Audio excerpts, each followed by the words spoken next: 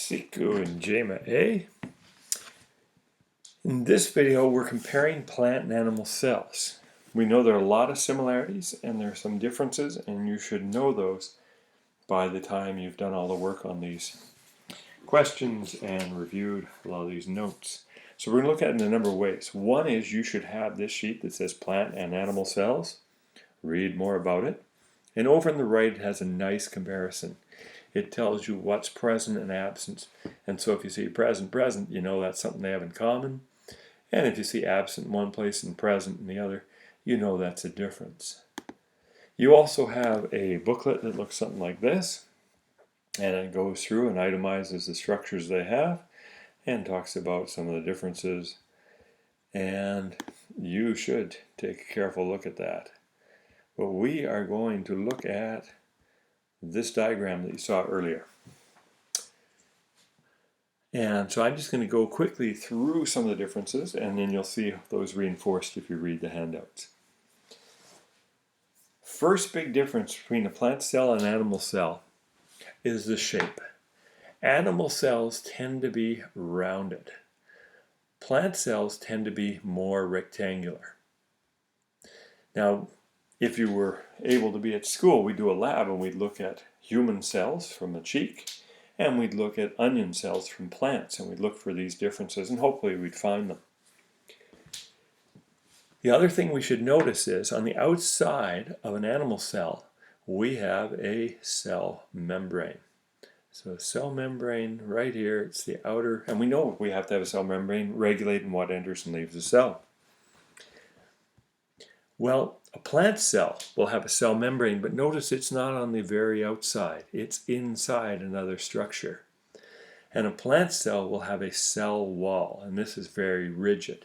And if you think about a cedar tree or a Douglas fir or a maple tree, these things need structure and support. They don't need flexibility.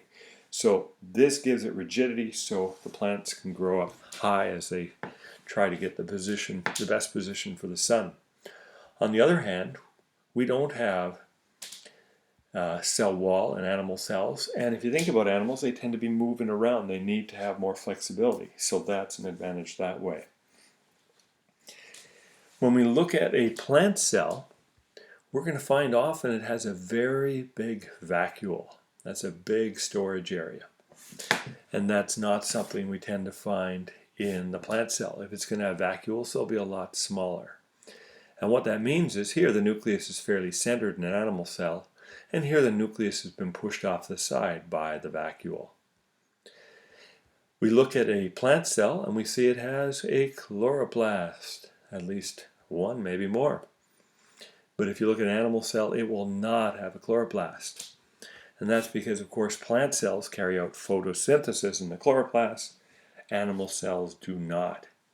You will see that you will have, that says mitochondrion for one, but we're going to have multiple mitochondria in animal cells, and we will also have mitochondria in the plant cell. We would expect to have more mitochondria in animal cell because, of course, animals have to move, and movement takes an enormous amount of energy.